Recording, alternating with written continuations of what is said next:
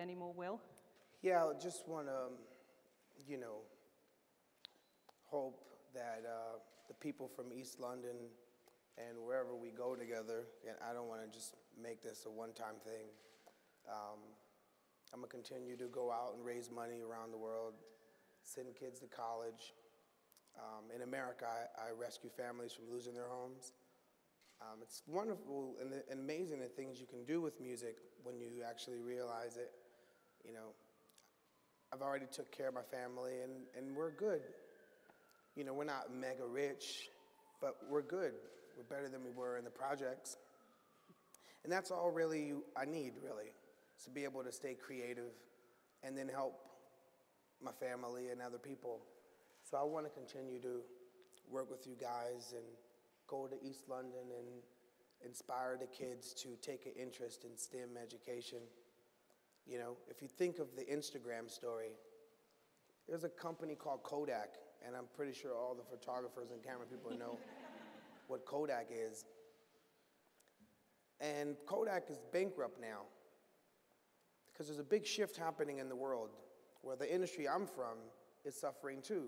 Right? I don't see anybody with a CD case. I make CDs.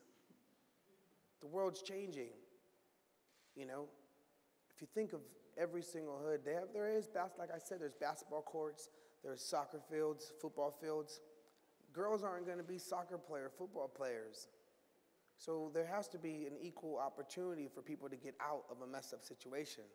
So sports is one thing, and thank God there is that. But there has to be other things. You know, the Instagram stories, it was less than 15 people.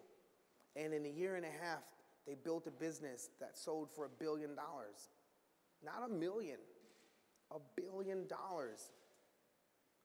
Because they came up with an algorithm and a software program that allows you to take pictures and put filters on it and share with your friends. What? Are you crazy? How come people from the inner cities or underprivileged areas can't have the skills to come up with things for people to connect? Every single creative thing in music came from people from inner cities. Creativity is thriving there.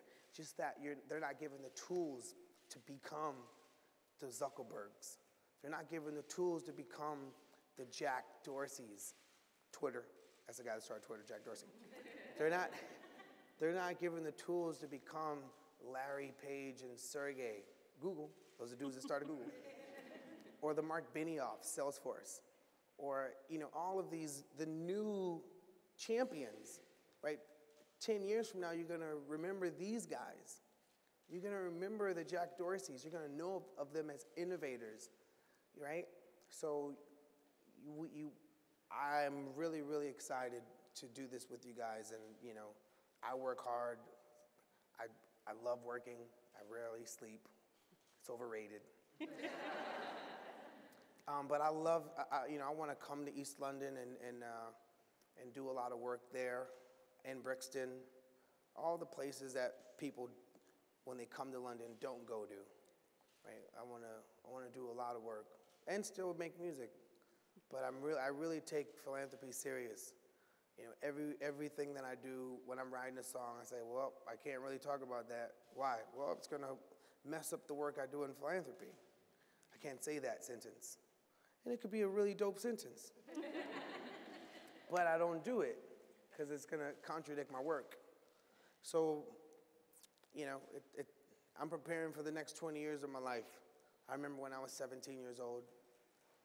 I'm here at 37 doing the things that I dreamt of when I was 17.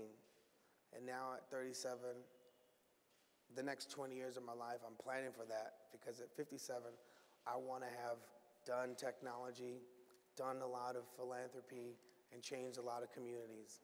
And it's possible. It's just the next journey. And it's cool to be here with you guys starting it. What's up?